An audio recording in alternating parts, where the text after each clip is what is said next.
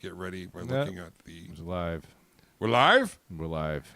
We are live. We are live. I must increase my bust.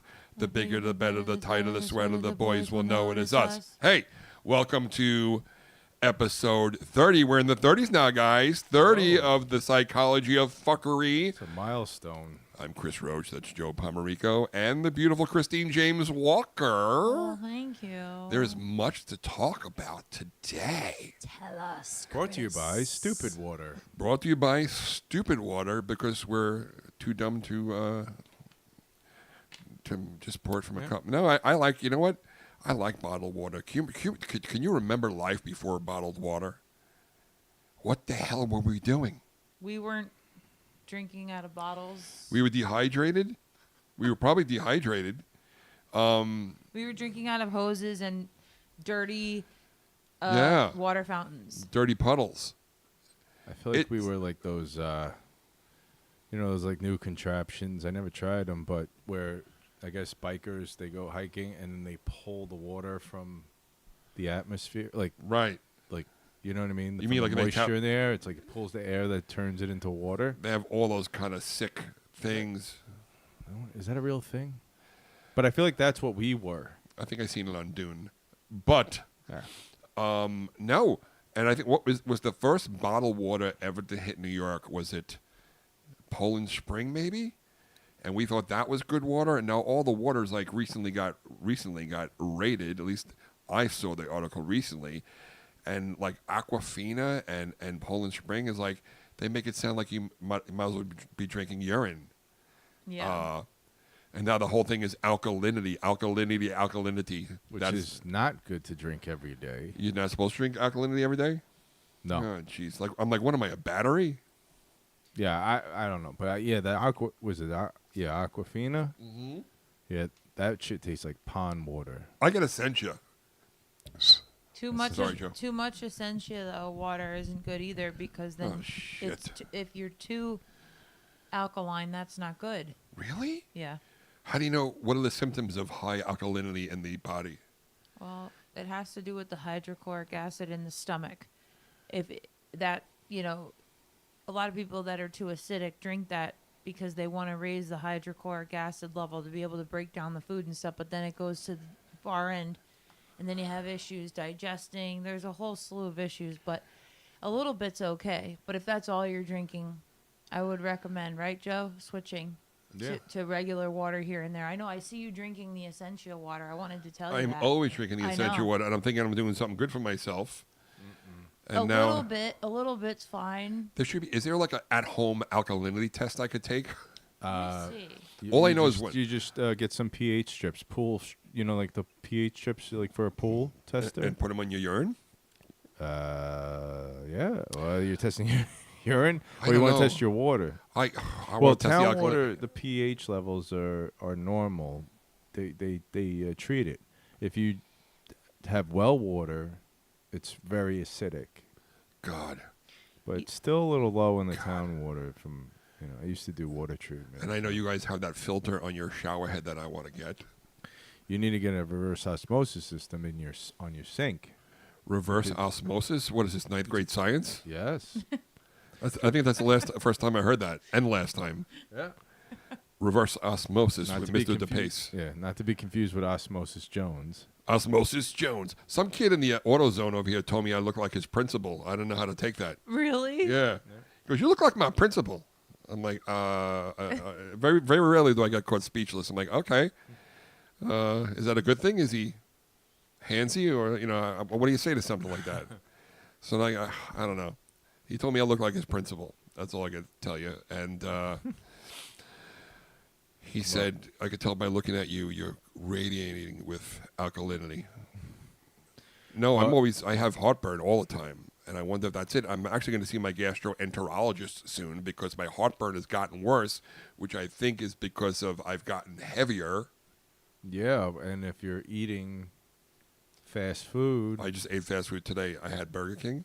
I have to say I had it today too. At Burger King, they said, you want an apple pie? I'm like, no. All right, just give me one. They go, well, we're running a special too. I'm like, just give me the goddamn apple pies. and I had 2 apple pies, and I'm looking in the mirror like, you're disgusting. It's like whenever they say, like, it sounds like you want apple pie for a die. Yeah. Like, instead of dollar, like, you want to, like, die. You want to die with eating apple all pies? this- You want to die with apple pie? Die with apple pies. You know Die what- from eating apple pies. You know what a humiliating moment is? Were you ever in the McDonald's drive-through and you order and they tell you to pull over to the side, your order's not ready yet? Mm-hmm. I always feel like that you look like people looking at you like, look at this fat bastard. He ordered so much food they can't even keep up. They had him pull along the side, you know? And how about when they ask you, would you like to donate $1 for like whatever it is, charity? Is it okay now to stop with the rounding up? I stopped rounding up only because I'm signed up with Acorns. Yeah. And they take that money, Acorns. Let's see how much money I've saved in Acorns while we're talking about it. I don't know what Acorns is, Chris. Acorns is an app, and what they do is they hooks up to your bank account. That's Mark Cuban's company. Yeah, and they right? take, like, Oh, let's say that you was spend, Ashton Kutcher, sorry. right, no, let's say you spend 92 cents. They'll take 8 cents, round it off to the nearest dollar, and put that in a savings. It looks like it's, here, see, it's green acorn. And I think I described it the right way. I think, hold on. Yeah, no, I think you're right. It was on wasn't it Shark Tank? Was it on Shark Tank? Well, I remember there was like an Ashton Kutcher commercial for it. Or was I or don't Mark know. Cuban. I don't remember. Ashton who. Kutcher. I don't know why. Come on, dude. So, yeah, so every time they're like, oh, would you like to, I think Wendy's does that. They're like, would you like to round up for kids in school? And I'm like, no. Every place does it. But you know, it's like the problem is, it's like how much of this money is really going to help? That's, It's all these wealthy people that are running this, and then they write their bill for expenses. Meanwhile, they very well can just, it would be like taking a piss in a cup to pay that money in charity. You know what I mean? It's like the equivalent. It'd be nothing to them. And leave it to the nice people, the poor people.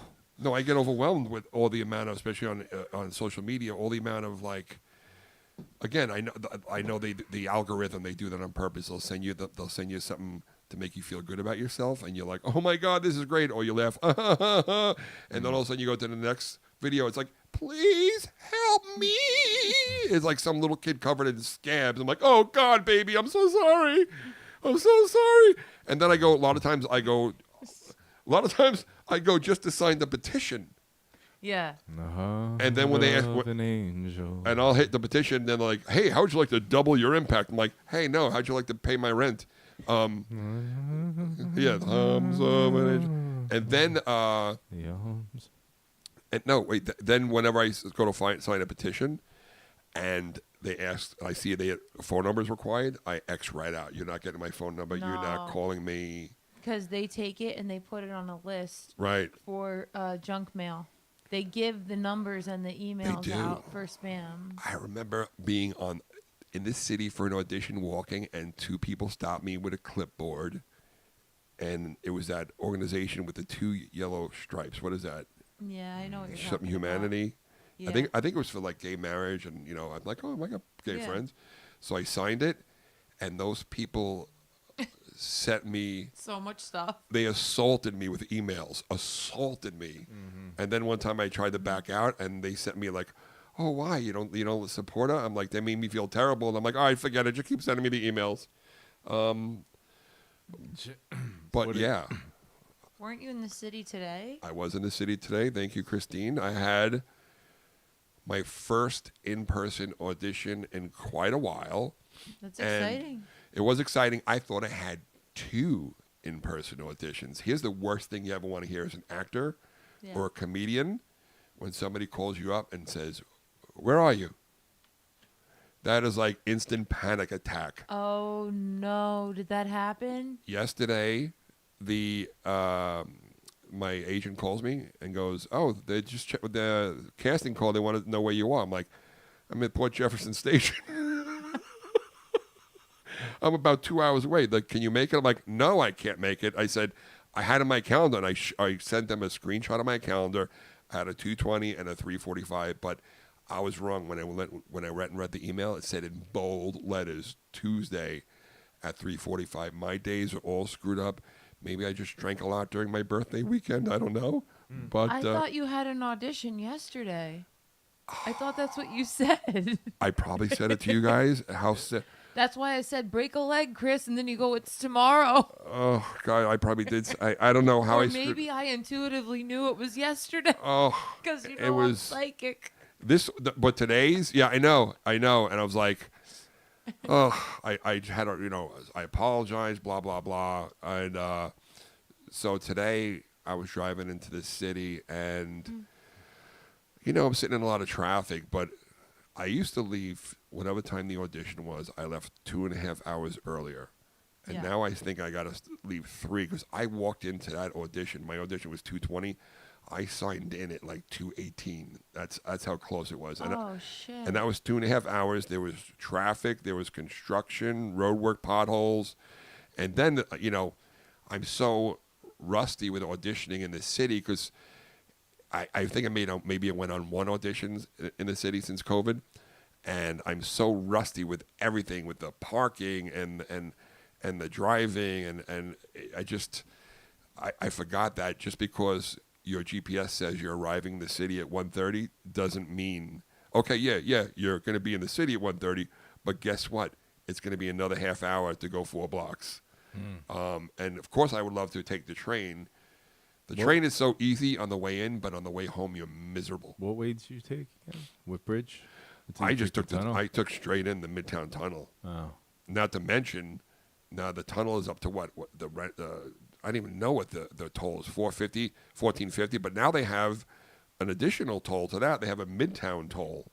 Yeah, isn't it? The Doesn't congestion price. Congestion prices. So once you get out of that tunnel, guess what? $16, There's another $4. Is it I thought it was like 16. You're probably right. Yeah, I'll look. Yeah.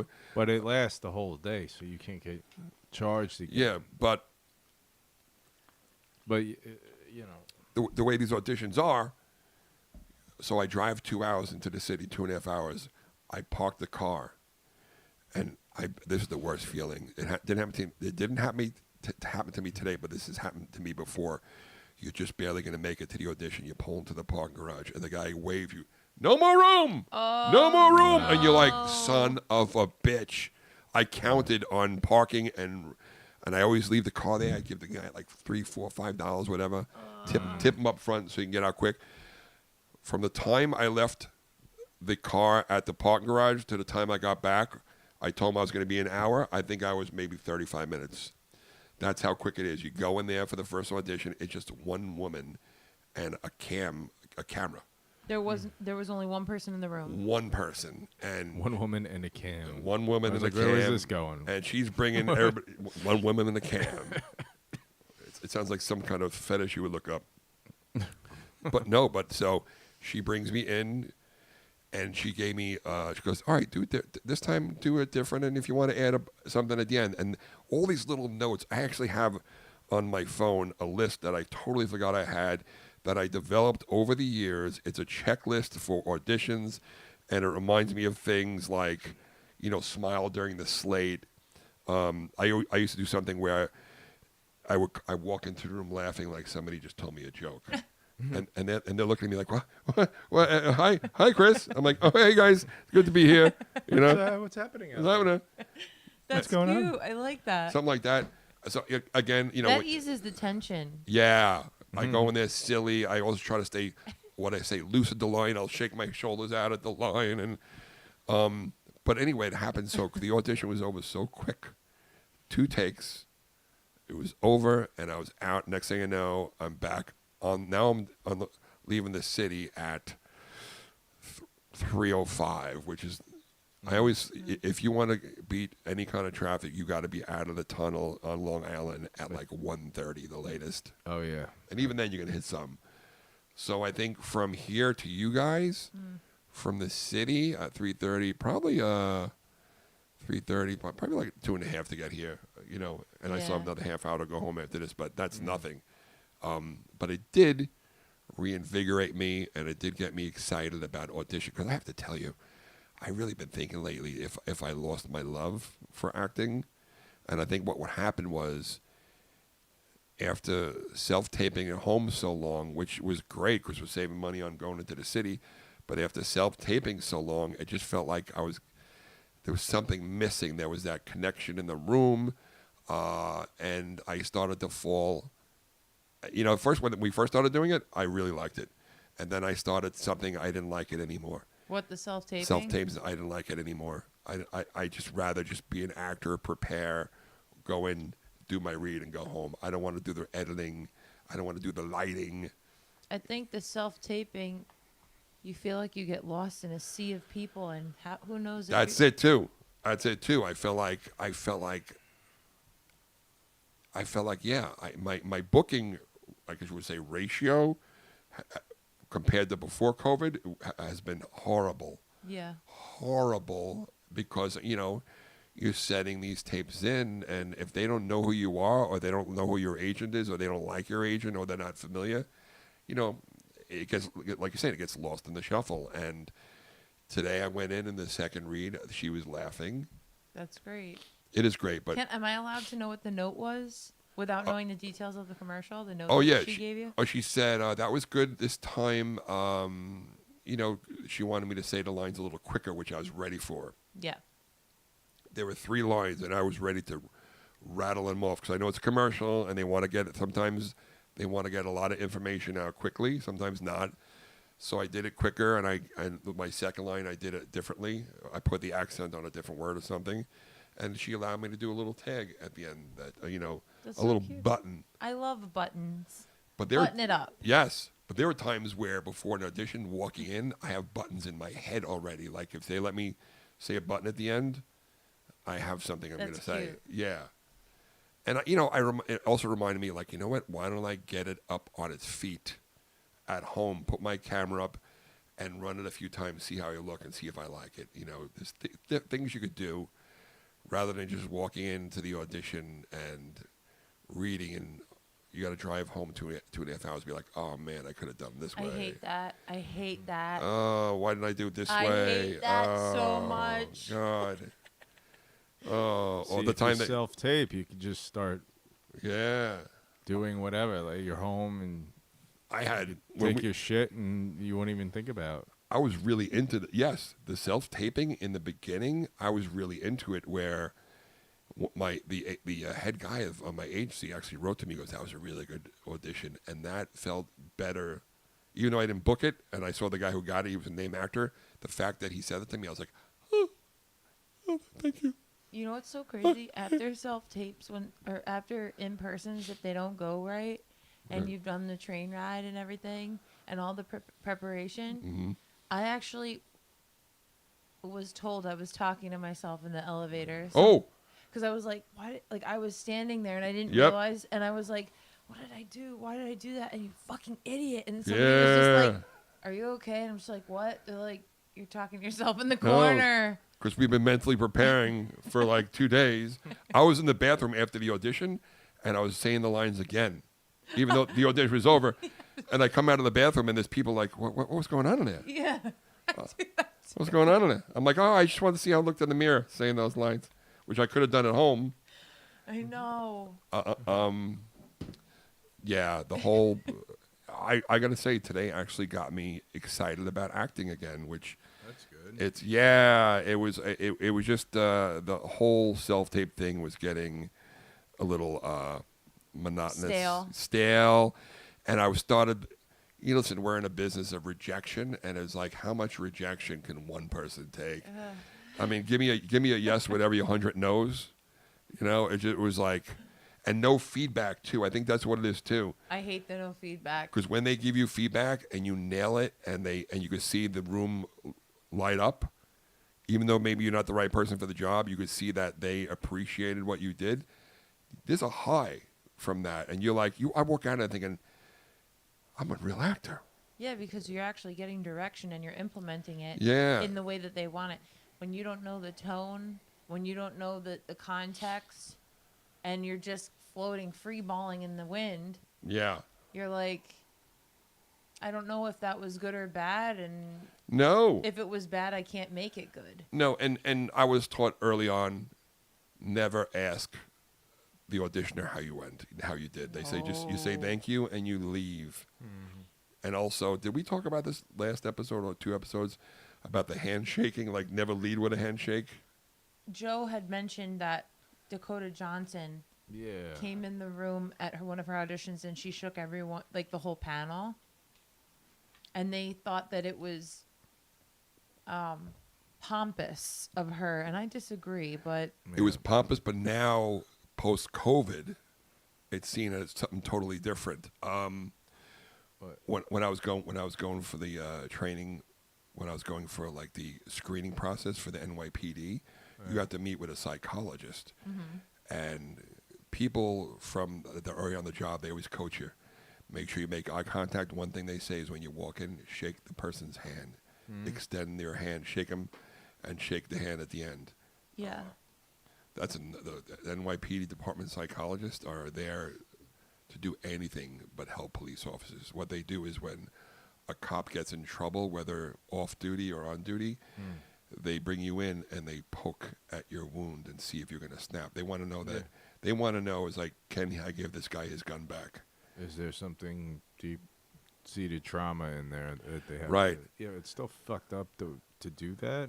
No, it is fucked up. There was a friend of mine. She was on what you gotta do, when we I were on guess. desk duty. She was on desk duty for an injury, but she had a domestic thing going on with her ex-boyfriend, and they wanted to make sure she was mentally okay to go back and handle a weapon where the boyfriend said he felt threatened, but meanwhile she says he raped her. So she goes into the meet with psychological services, and the woman psychologist goes, I'm looking at this, and I don't think you got raped at all. I think this is bull crap, and I think you're making the whole thing up. Even though maybe the woman didn't feel that or think that, she wanted to poke that wound and see how that person was going to respond. how'd she respond? Not well. She had to be like escorted out of the room, Wow. which any woman, I don't see any human being would not react that way, especially a woman that was assaulted, and you're a psychologist. You're supposed to be there to help someone.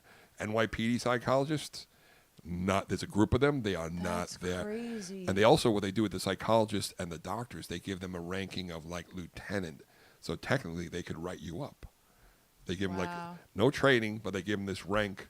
So now they have power above you too. But she had no prior understanding of this, that like that she could be set up. No, she didn't know. Well, first of all, she didn't know they were going to stick it to her like that. That's what I mean. She didn't know that. She thought she was going over there like, yeah, okay, the injury's better. You're going to go full duty. We had this other complaint from your, because, listen, a lot of scumbag men will do that where they're in the wrong, but they're going to, like, they're narcissists. So they're going to say, oh, no, it was her. I feel threatened by her. And a friend of mine is going through the same thing where the guy won't drop the court case. He raped her, and he won't drop. He's suing her for defamation. But he raped her. Yeah, and she's saying she's Oh, wait. That sounds familiar about something that's going on right now. yeah. It's just Yeah. They're putting charges against the Egan Carroll. Who's that?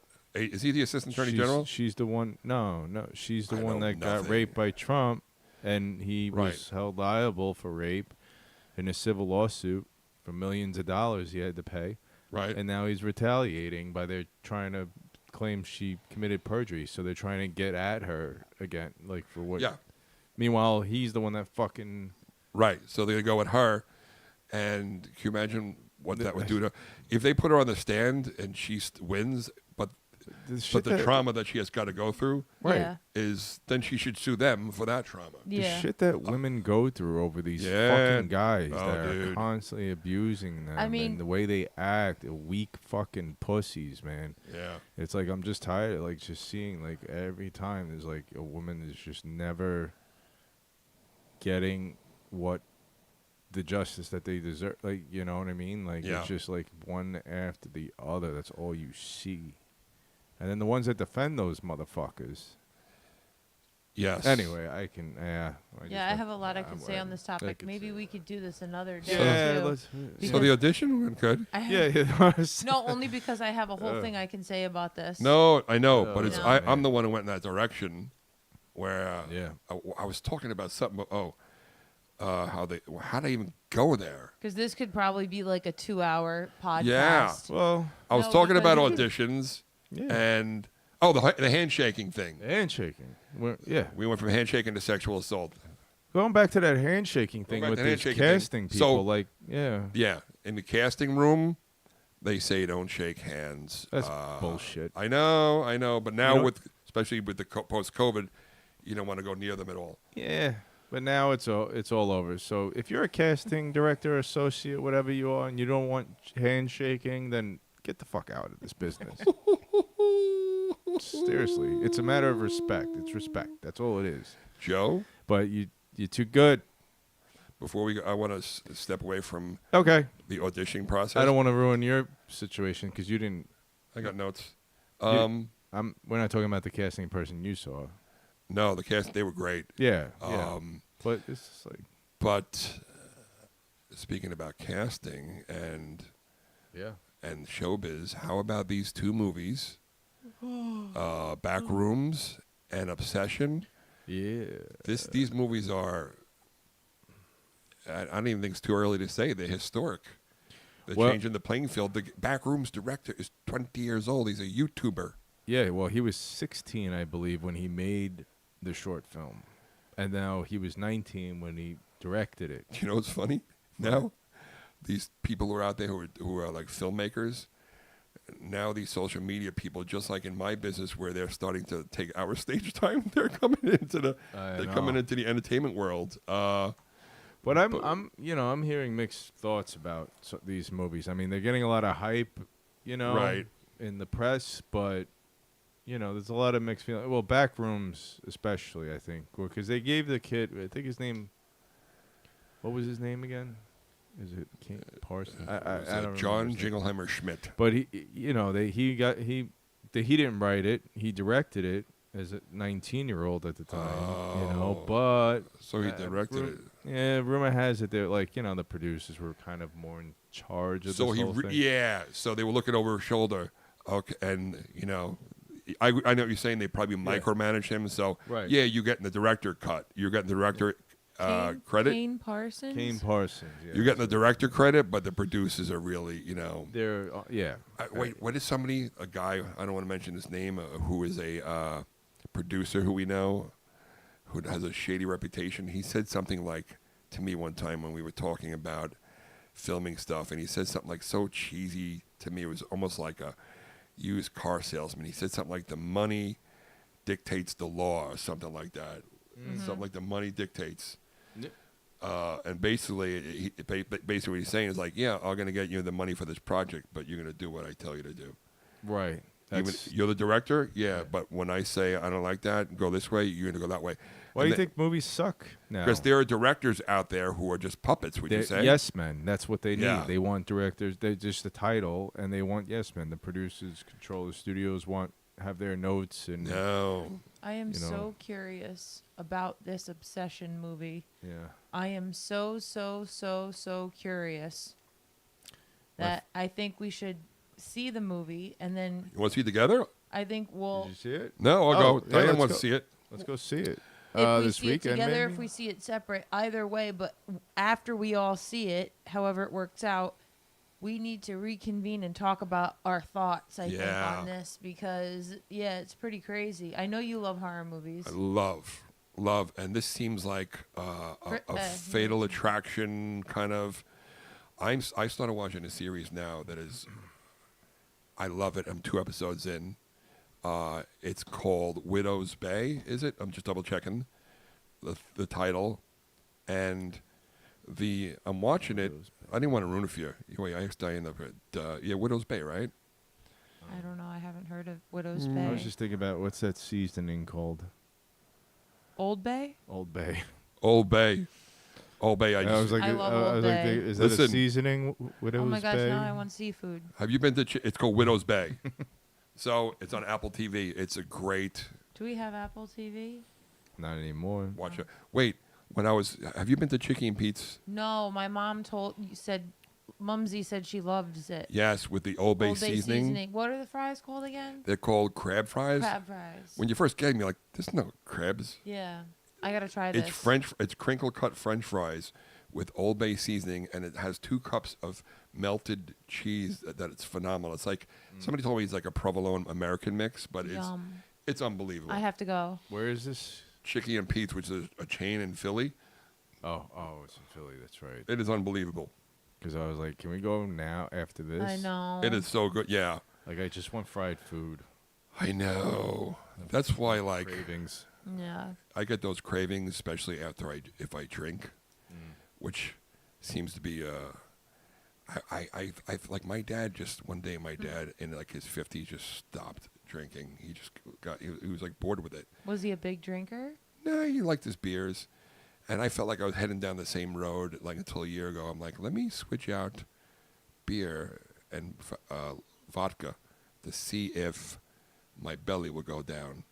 My belly didn't go down, but I realized, wow, I can get really fucked up pretty quick. On the vodka crayons? Yeah, vodka crayons, or now my drink is, we call the Mike Ellison, was on this podcast before. Oh, yeah, you mentioned It's that last week, I think. Tito's soda and Gatorade. It is so good. And you drink it with a straw, and it goes down quick. And 2 of those, you're like, hey now. But the thing is, then when you're at the end of the night, you're like, oh my God, I want McDonald's.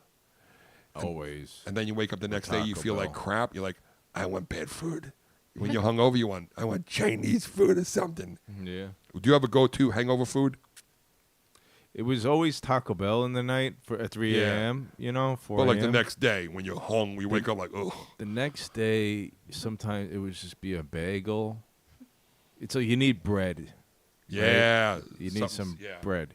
But yeah, I don't know. Like Chinese probably had to have been a couple of times. Oh, it's right? so good. That would be the next day, obviously, because they would be closed. But And I've been drinking, Taco Bell was the go-to. Taco Bell's the go-to. I stopped White Castle. White Castle to make your hiney hole burn the next day. Yeah, I can't do that. I couldn't do No. that anymore. The last time I had White Castle, I think I was like 22. It's so good going down, though. I passed it on the way home. I didn't think about pulling in. They're doing something with that food. Christine, do you have a go-to hangover food? Checkers. I don't really get. I've had a few bad hangovers, but No? not too many in my life. I never had like that stretch of like, you know how people have those stretches of like drinking days. Yes, I do. I know. Yes, I have drinking months.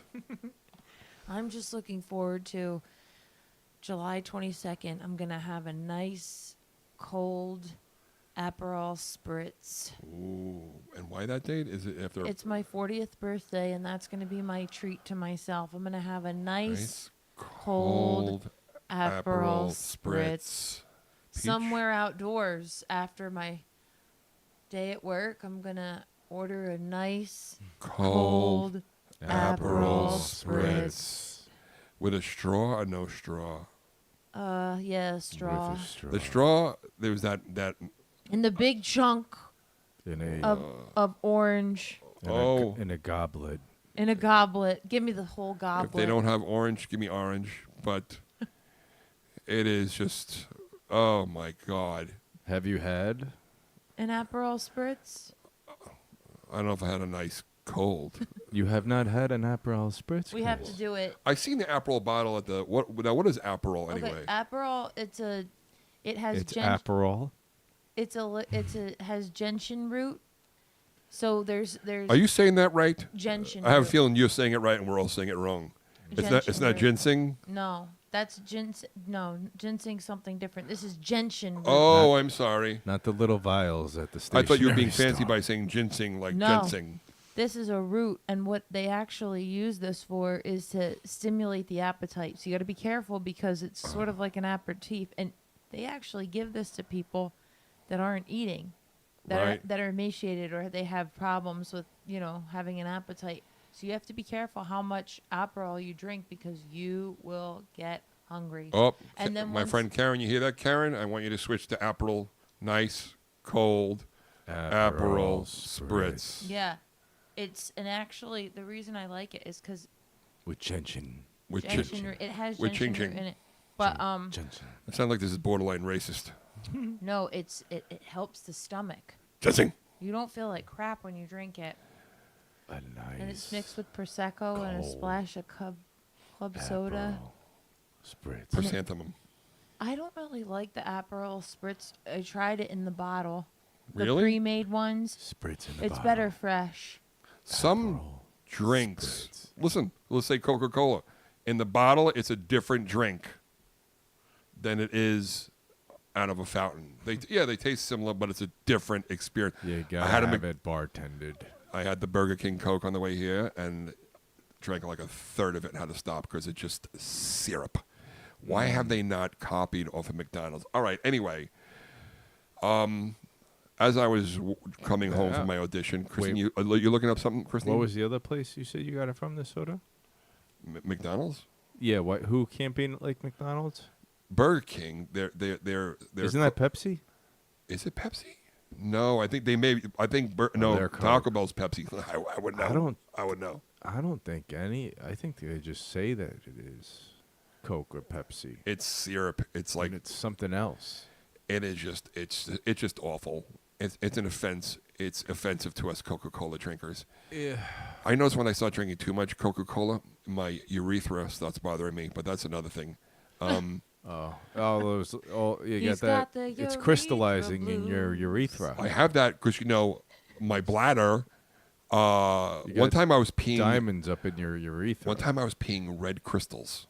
I'm not kidding. Ow. And I thought red crystals, and I thought it was something. Kidney stones. It's related to that. So one was like on the side of the inside of the bowl. So I grabbed it with my finger and I looked at it, and it was glass, like red, little tiny red shards of glass. Something was happening with my uric acid and stuff like that.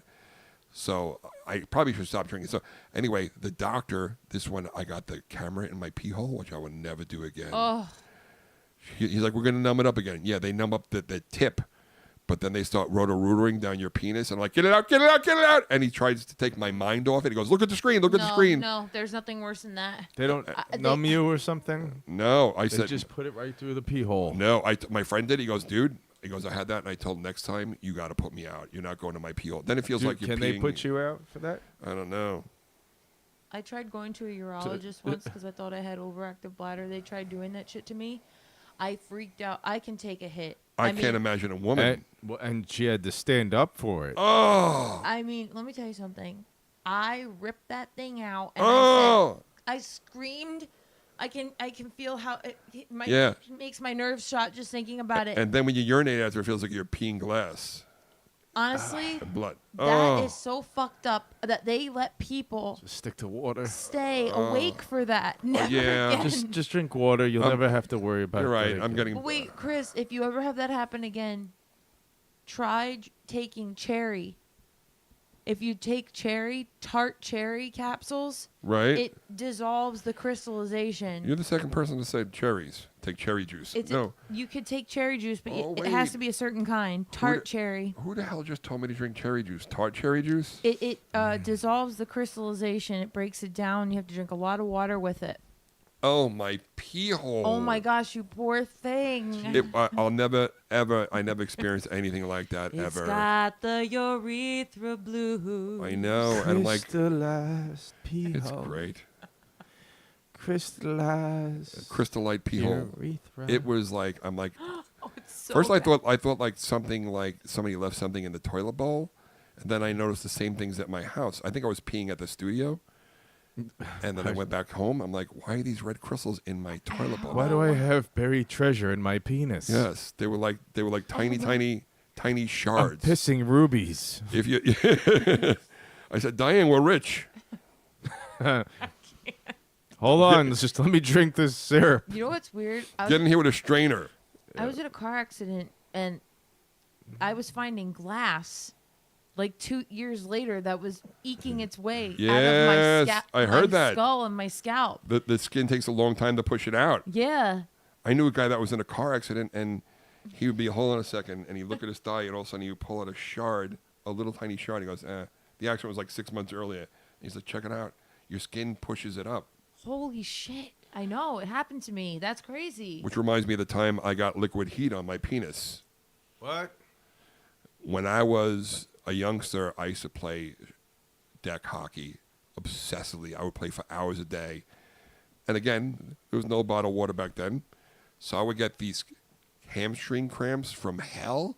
Yeah. It felt like somebody went behind me, stuck a knife in my hamstring, and pulled up. That's the pain. I'm at my girlfriend at the time. I'm like, do you have any Absorbine, Junior? I'm crying. She's like, no, my dad has liquid heat. It's in the cabinet. And I open it up, liquid heat, and I see it's got a dab, and I'm brushing it like on the inside of my thigh, and I caught the tip of my wee-wee. Oh, no. And it burned so bad. Then I washed it off, and I was fine. But the thing is, when it really, liquid heat penetrates, so it gets down to the cartilage, bone, everything. So I had to go in the shower like every 15 minutes because it kept rising to the surface. That's horrible. My penis has a lot of horror stories. It's been through a lot. A lot. It's been Liquid through a heat, lot. China brush, You have a snaggletooths. Very traumatic penis. Oh my god. Snaggletooths. Wait. The when it was caught in the zipper. Caught in the zipper. I met a guy at my show in New Jersey the other day. Snaggletooth, I can't. I got it caught in the zipper. Did anyone bite it? Yeah. You just said snaggletooth. Snaggletooth, Okay? I remember- Snaggletooth. Oh, that's Yeah, when you're young and it feels good, but every once in a while you go, whoa, whoa, whoa, hey. Watch the ridge of my like a cheese bulbousness. grater. Watch the ridgeness of my bubblesness on the way out. On the way out. on your up. I'm sorry, I'm trying not to be. But yeah. A penis wound, a wound on a penis, I don't know about a cha-cha, but a wound on a penis takes like 2 weeks to heal. It's a slow healing thing. You got to put baby powder. Sometimes you got to air it out in the sunlight. You still do the baby powder. Love baby powder. I love it. I thought they banned it. I thought they got rid of it. No, The certain baby Johnson powder. and They were trying to get Johnson. rid of the one that caused Cancer. Yeah, it was talcum. Talcum powder. Talcum powder. Yeah. Yeah. So enough about my penis. The audition. The audition went good, and I was reminded of Christine. I'm just thinking of somebody I know with the snaggle in it. Oh, go ahead. Somebody, one of your friends got explain. snaggletooth. Tell us. No, I just know someone With with a that, and snaggletooth? I'm just laughing because. Do you know the victims of that snaggletooth? She's a character. She got caught. I went to school with her. She got caught while we were in school in Manhattan. Oh. She went on a binge. A snaggle binge. No, a klepto binge. Oh. Stealing? And she was in Dwayne Reed, and she Oh took no! Oh no! she took an Oh, no. eyeshadow and she stuck it in her mouth and tried walking out with it because she had all these other things in all these other places. That's a skill, And at that time, they could stop you. Now they can't. right? But back then, they did for shoplifting. And they opened her mouth, or they searched her. She said, they said, open up. And she just went like Wow. this. She just shook her head no, but eventually She got away with that. The snaggletooth covered tickled it. her. They She- hit it well. She went like this, she dropped the eyeshadow, and the guy said something about her snaggletooth. She ended up going to jail, and she got kicked out of school. But this chick made me laugh. She was so funny. The guy said something about her snaggletooth. What did he Yeah. say? I don't remember, something like Get that snaggletooth fixed. something about it, and I was thinking, what a moment! Like how mean!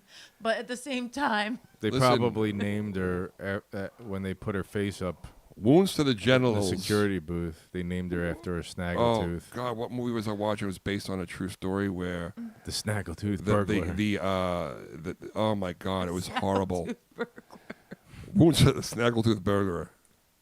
Hey, so my TV's gone, and I have a wound on my penis. Now, I had a really horrible flashback. I read this one time where there was a woman named Houston, and she did like the world's largest gangbang. You told the story. No, but they had to stop because of her nails. People were cutting her with their nails. Oh. I can't even imagine what somebody get cut down there with somebody's fingernails Jesus. and then pour lemon juice in it. Are you serious? I made up the lemon juice part at the end, Oh, yeah. but I'm sorry. I try to think of the worst possible. So I'd imagine, even as a lady, That that was must take which- time to heal. Yeah. Ow. Was she on Howard Stern? promoting that. Yes. A friend of I mine remember. got circumcised at the age of 23. Really? He got, okay, he wasn't fully circumcised. The doctor, for some reason, when he was younger, but I don't remember he was dating Didn't a take girl. a big enough chew. He didn't take a big enough bite of Bite. so he had to go get the surgery, but he was dating a very attractive woman at the time, and they gave him medication to keep it from not going. I think they called it saltpeter. Do you remember hearing about saltpeter? I don't know. I just my brain is just thinking of the hybrid mushroom head. Yes, a hybrid mushroom head. What's a hybrid mushroom head? The hybrid, because it was half cut, Oh. half uncut. Oh, yeah, so it's yeah. a hybrid. It's half cocked. Yeah, It's a half mushroom head. Half cocked. the reason he got it done because he wanted to know what it was like to dock another man. So they the hybrid head. Talk about a callback. Saltpeter. Yeah, what's saltpeter again? I think it's spelled S-A-P. I heard of saltpeter. S-A-L Peter. And I heard they put that, this was the saying, that in the early military, they put it in the food that the men were consuming so it would make them not like be so horny and like, I don't know. Naturally occurring mineral compound known as chemically as potassium nitrate. Wait, so So food preservative. So in the middle of the night, the servicemen don't cornhole each other. Really? You ever hear of cornholing? Not like the Yeah. game cornhole? Yeah, I know. I heard about that when I picture him like, who the hell? What kind of backwoods sick bastard? Oh, Jesus Christ. Cornholing. Cornholing. I'm the great cornholio. Oh, I wait. need TP for my bunghole. So I was thinking about my first early auditioning days. I've been auditioning for 20 years now. And the late, great Joanna Bexon said to me, you have to love the auditioning process. And I do, but I feel like this audition couldn't come at a better time because I was contemplating, like, do I really want to be an actor? And then when I went today, I'm like, this is why I love acting. And I forgot because Yeah. I was doing I was doing these auditions from home where I was just phoning it in because, like, I'm not going to get it, but I got to get it in by Monday at 9 o'clock so I can watch this movie tonight. Yeah. And today we're just like, it's something I needed. So I'm trying to think. My phone's back up. Here is my audition checklist. Look at it. Look at all. Look at all. Wow. This That is 20 quite years. a list.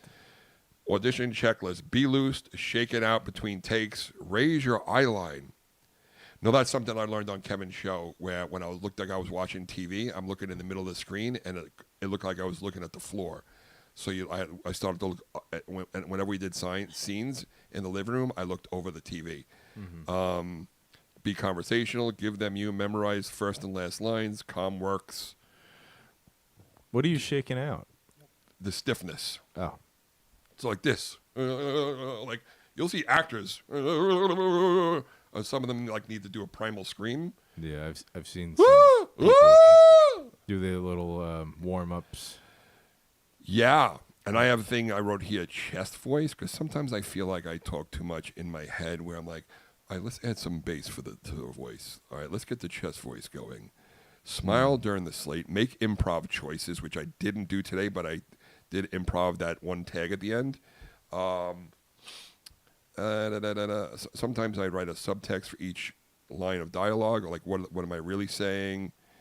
And this is one of the biggest things that helped me. I saw it, I can't remember what book, but it read, if nerves and anxiousness and doubt were not an option, how would you do this scene? And I think about it like, I would do this, that.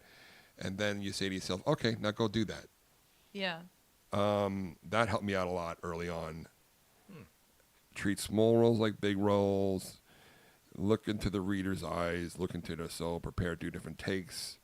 All these little things I wrote to myself. What will you do to stand out from the rest of the actors? Yeah, you always hear about like... You really look into the reader's eyes?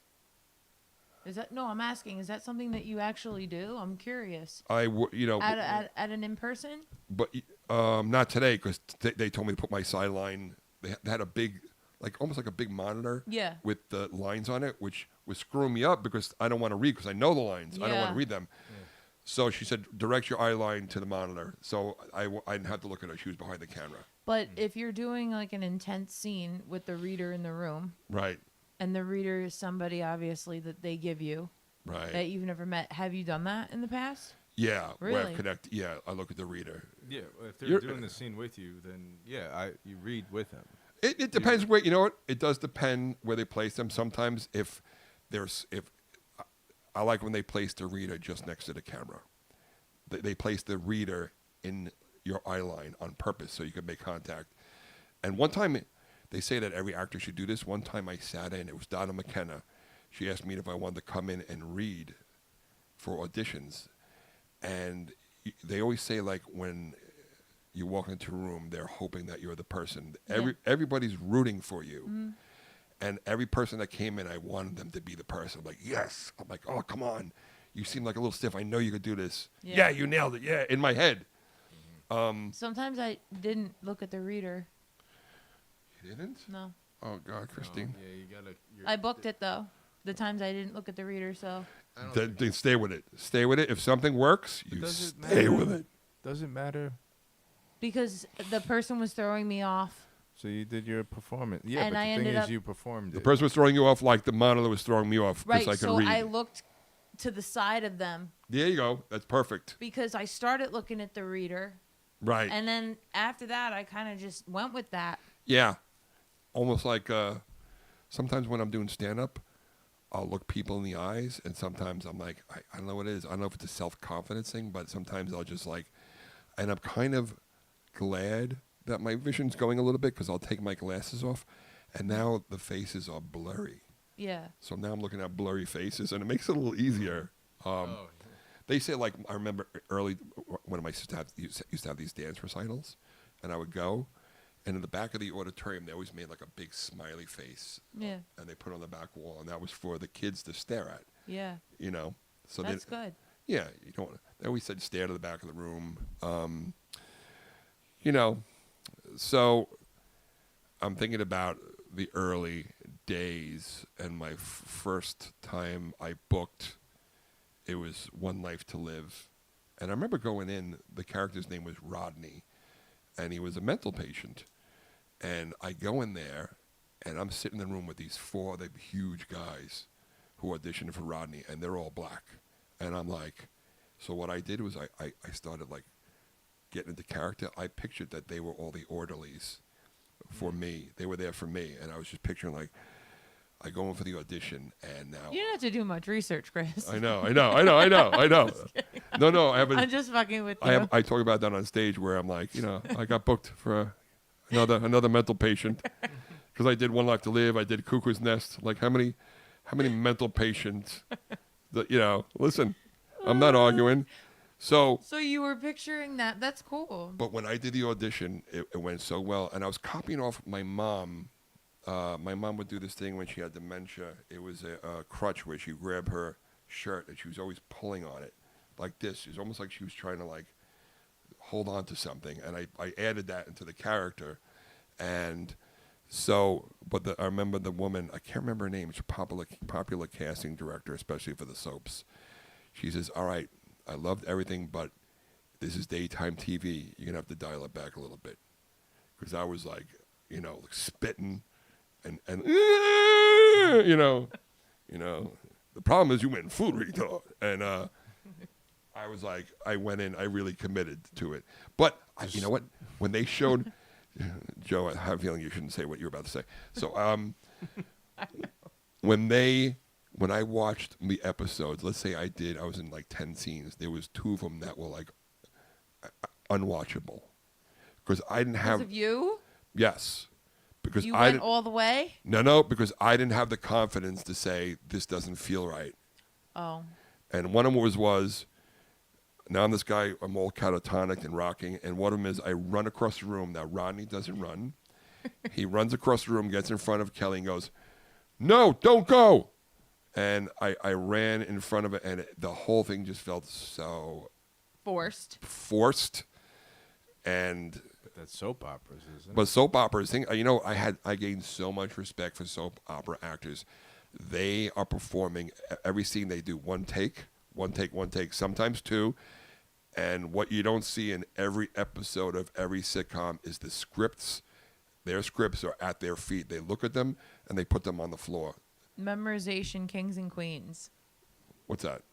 Soap actors. Oh. They have memorization They are unbelievable. skills. Unbelievable. Gina Tognoni, she was phenomenal. I think she went to General Hospital. I did a scene with her. And it was just amazing. When it was done, I bought her like a gift card to send her a card with a gift card. And she never called me again. But it was incredible. It was incredible. But I remember I booked this audition. I booked the job.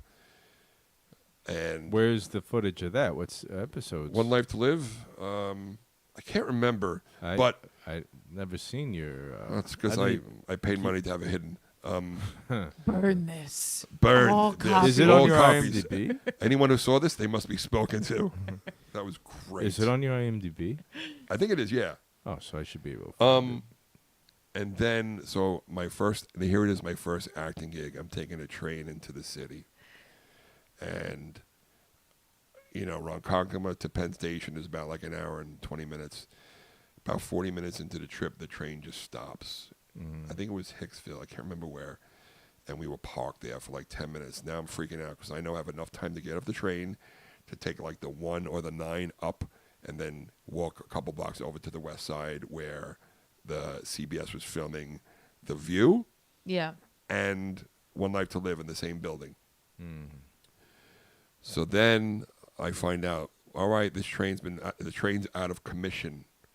Somebody jumped in front of the train. They took their own life. And I'm sitting there thinking, why me? How could this be happening to me? This is my first acting job. Then I said, wait, whoa. Why that person? What were they going through? It made me calm down and be like, you know what? There's a lot more important things. Anyway, I take a cab. I call Angela from a payphone. I'm freaking out. My manager, call her freaking out. She's like, all right, I'll call him. I took a cab from Hicksville to Jamaica Station, which was about like $60. And then I took the train into the city. If I was supposed to be on set at 2 o'clock, I ended up getting there at like 3:30. Now I'm walking in, getting ready to be fired. And I walk into the makeup room in the HMU, and they're like, hey, come on, sit down. Everybody's like so relaxed. I'm waiting for the hammer to drop. So I filmed this. I remember going on set, and I think they introduced me to the producer, and I thanked him so much, and blah, blah, blah. And the one guy goes, no, we're just glad you're here. He goes, you don't understand. He goes, sometimes we break for lunch, and the actors don't come back. Can you imagine? Really? Wow. Can you imagine? I said, why, what? Like day players? Day players. They come in, maybe they don't like the way things are going, or they decide they don't want to. And they just walk off? They just leave. I never heard of such a thing. And I said that, I said to the producer, I'm like, well, my name's on this too. This is, I'm trying to. Oh my God, I never heard of such a thing either. Can you imagine? Like, yeah, I don't. It's not for me. And now they got to work around it. They got to change the shooting schedule. Where are the auditions for soaps? And you know what? L.A. Reality TV killed the soaps. Jersey Shore, The Real Housewives killed the soaps because those took over. But they still exist. They still exist. I think General Hospital. Where do you audition for that? I don't know. It used to be in the Los city. Angeles. Oh, here though. Say that again, Christine. Los Angeles. Okay. Wait. So these soap actors, they go on tour, like at the brokerage over here by you guys, the I Comedy passed Club. it today. The soap actors will come and they sit and they do Q&As. Now, there are some women that are hardcore soap actresses, and I heard that they come in, Jimmy, the owner of Governor, says they'll come in with wearing skirts and no underwear, and they'll like flash the actors while they're on stage. Like that, like Come almost, on. I swear to God. Seriously? They're hardcore. Wait, I don't understand what that has to do with soaps. Well, they're saying that you're looking, I have a dirty for JJ, and no, I don't know. The soap actors Yeah. they go on tour, so they go to the brokerage. They're crazy, wild like that? And they sit on stage, maybe 2 or 3 of them, and they'll do Q&As for the audience. Maybe they'll sing a song. But I don't understand. They're going on stage doing Q&As without any underoos? No, Christine, not the actors. I'm sorry if I didn't explain it better. No, to the comedians on stage. They'll be there. But they'll trip them up by the audience. They're not trying to trip them up. They're trying to like trip them up. I said. No, they're just showing off the. No, I think they're trying to like hook up or like they're getting off on flirting with the hot guy from Dr. Drake Ramore. I was totally confused. No, maybe that makes complete sense yeah. now. And for you, those of you listening at home, you'll have to excuse my friend. No, she's a little slow. So no, then you think about all the mothers of the 80s and 90s watching them soaps. Their favorite soap actresses are flashing their. My mother.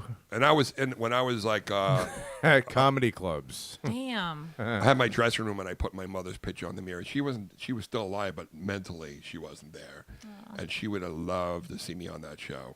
And but I remember when it was I totally did that scene from Staying Alive. I had an iPod, I think, and I played Staying Alive by the Bee Gees. Mm-hmm.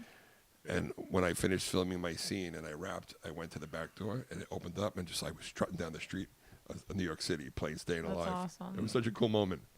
But yeah, that was, I'll never forget the guy telling me that people leave and don't come back. That's crazy. Well, they never work again probably, right? No. I would imagine you get like boycotted or something. I just was going to say before that you said that I may say something I shouldn't say. Okay, just for the record, I'm not saying this. This is now Joe Pomerico. But I just pictured you, in a soap opera, right? Yelling in Spanish and slapping somebody. My character didn't really speak. Think about that. My character didn't speak. Visualize it. No bueno. My character didn't speak for like the first few episodes. I'm playing with my baseball cards and I'm rocking. And the guy, what's his name? John, he comes over, good looking guy. No, Michael Easton comes over, real heartthrob with the ladies. Yeah. So he talks like this. He's got this real smoky voice. He's got his soap opera voice on.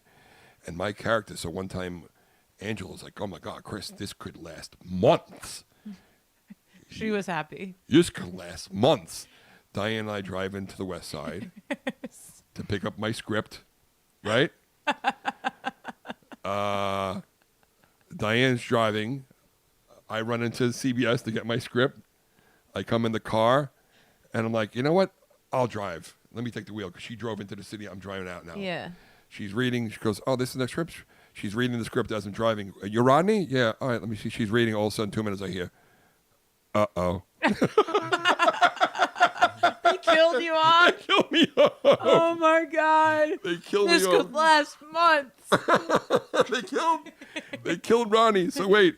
She's like, uh-oh. Yeah, they don't even show you this scene. How it happens. Kelly walks in, played by Gina Tognoni, and I'm laying on the floor with like a vase smashed over my head or something. Oh, please. Now, John, what a way to go. Now it's my first time ever playing dead on camera, and I'm just laying there, just trying not to breathe heavy, trying to make sure I'm not heaving. John comes over. He played John. And Michael Easton comes over. He takes my pulse, right? He puts his finger on my neck, and he goes, don't worry. I'm going to find out who did this to Rodney. And all of a sudden, I'm like, oh, God, no. Oh, God, no. I start trembling, laughing. Cut. Chris, you okay? Yeah. His voice just got to me after days of filming with him. And when he put his finger on my neck, I'm gonna find out who did this to Rodney. I just lost my shit. Did you stay quiet for the second take? Yeah, I got it out, though. But when you start laughing, I remember there was an episode of Kevin Can Wait where I couldn't stop laughing. The four of us were in the car. Gary's in the driver's seat, Valentine, Lenny Venito, and me and Leonard House in the back seat.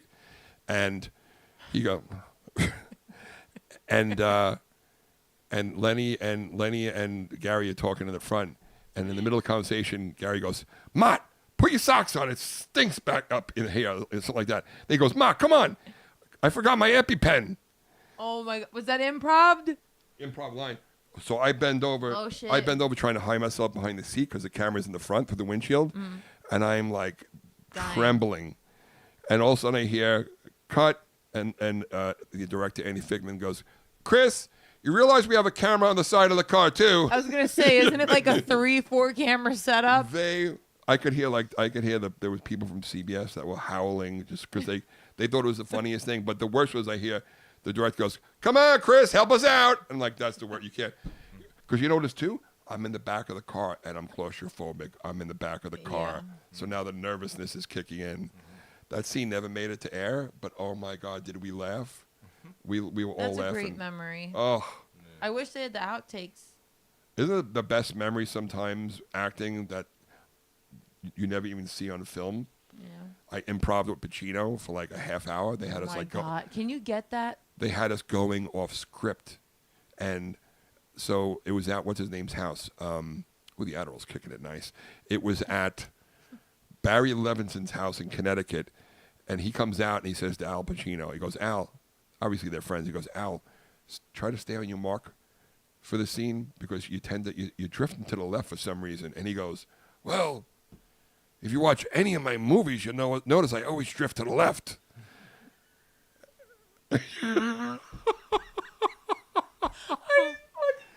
Yeah, and I thought it was so funny. But when an actor like that makes a joke, you feel all the stress just fall off your shoulders. Oh my God. You know, if you never watch any of my movies, you notice I always drift to the left. Oh my It God. was so funny. I love him so much. She's got a great ass. Think about a woman's ass. Think about a woman's ass. What a great. I wonder how much you improv'd. So, I'm walking in the city, and I think it was, we did that. Joe and I met on Umbrella's Kill, a movie that I wrote, and Angela says, I got this guy, hot young director, and boy, was he hot and young. And he comes, but that came to life from me going on an audition. And I was walking to an audition, and I got just swiped in the eyebrow with somebody's golf umbrella. And I looked around like, why are you bringing an umbrella that size onto 7th Avenue? Mm-hmm. And then I started talking about it in my act. It was getting laughs. And I'm like, you know what? I remember sitting at the Starbucks in Selden, and I was working on it. And I'm like, after writing for a half hour, I'm like, this is a short film. Yeah. And then I reached out to Angela and reached out to you, and the rest is history, which reminds me, I did my goal setting, and there's 12 areas that I need to focus on. I did it where it's I have action steps, followed by possible obstacles, followed by Time. contingencies, solutions, but I got to add the time to it too. But I do have the podcast in there, and there are things I want to add, I want to have a physical checklist for myself, all right, the show start, post to Facebook, post to Instagram, post show, do this, edit, blah, blah, blah. Yeah. Because again, this is episode 30. Yeah. And I only have 23 episodes posted on Podbean. I have 7 episodes. Oh, I downloaded this thing called Opus. Did you hear that, Joe? I've heard of Opus. I think you told me about it. You but put your it podcast edits in the there, videos together. and it chops them up for you, but I don't know if I like it. It's how does it know where the good... I've seen people using that. Right. Some people, I think, we know. And it cuts off at certain things. Yeah. It's going to be... Where are we at? Is that the time? We're 108. Oh, we hit an hour already? Yeah. We See that, Christine? Yeah, that's the. It went by quick. That's good. I told you I was going to be very chatty. I know you were tired today. By the way, Christine and Joe both got new jobs. Well, we can't talk Kinda. about them. Well, they got employment, and I know it's it's an adjustment to lifestyle, and I can see you're both tired, and to have me come here wired on good. Adderall, and yeah. it was a fun one. You guys didn't get a lot in, but that's okay. I love the audition story. Well, Yeah, but I'm happy you had an in-person. I'm going to say a prayer for you. I hope you get this Thanks. Why did I write commercial agent? I have no idea. A comedy agent? I don't know why I wrote agent. commercial agent. one. Agent. You wrote. Need- Yeah, you need that. We all need. I saw a guy.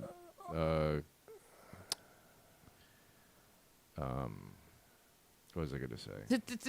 Today, Junior. Oh, yeah, I'll cut that out, Joe. Take your time. I'll cut Boost that out. our stuff.